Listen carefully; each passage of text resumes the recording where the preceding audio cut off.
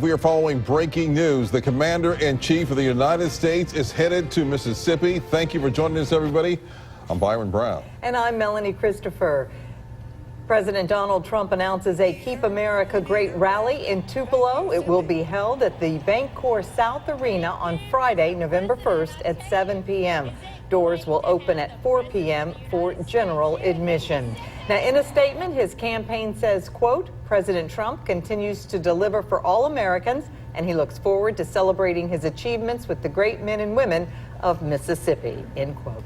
This all comes on the heels of several close races for governor in the South. Many feel that these races are forcing the president to make these appearances to shore up what should be solid Republican strongholds. 12 News' Gerald Harris joins us now in the studio with more. Gerald? Byron, President Trump's campaign just confirmed he'll be in Tupelo Friday, November 1st for a 7 p.m. rally at Bancorp South Arena. He's here to campaign for Lieutenant Governor Tate Reeves, one of 3 Republicans running for governor this year, along with Kentucky and Louisiana. And the 3 races are competitive. For Republicans locked in competitive governor races, they have a big weapon in their back pocket. Well, it's incredibly impactful. It counts one of the most important things a candidate can have in the president environment. President Donald Trump is pitching in to help Republican candidates in Kentucky, Louisiana, and Mississippi. The only governor races this year. One Democratic strategist says Republicans are concerned. First of all, they're scared of losing, and so they're bringing in the big guns. The President of the United States, who is still popular in all 3 of those states. Bringing the president in could be to drive up voting numbers. First of all, Republicans are trying to get their numbers up. They're trying to remind voters there's an election happening, and the president brings attention to that.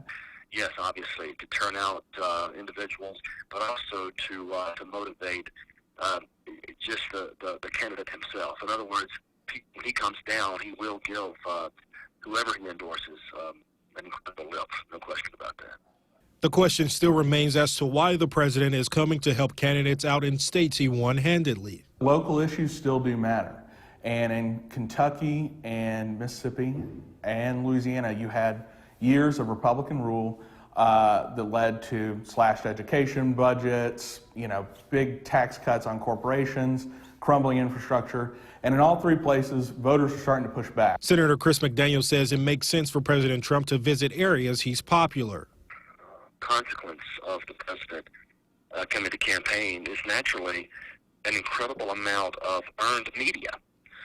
When he arrives, there's going to be press from all over the Southeast, particularly Mississippi, and that's going to further drive the distinctions between the candidates. And confirmed that Trump will visit, and a spokesperson, Parker Bryden, sent me this statement saying we welcome President Trump or Vice President Pence to Mississippi anytime, any place, and we'd also welcome Elizabeth Warren or Beto O'Rourke to come campaign for Jim Hood.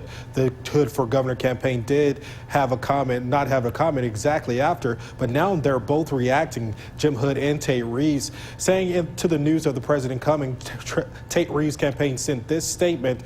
It reads, and I quote, I am proud to welcome President Trump back to Mississippi, a state that is proud to stand behind our president. He knows how important it is to defeat Democrat Jim Hood, who supported Hillary Clinton and still works to undermine Trump like the rest of his radical party. The Hood for Governor campaign also released a statement. It reads, and I quote, the real reason he's coming to Mississippi is because Tate Reeves has failed miserably to inspire or even excite his own supporters. Tate Reeves can't hold his own in this race, so he's looking for someone to hold his hand. And when the president leaves, Tate Reeves will still be here, wallowing in 8 years of failed leadership and his inability to do anything to improve the lives of working Mississippians. And as always, we are following this event closely, and we'll be working to bring you information as it becomes available. Remember, 12 News is your local election headquarters. Byron?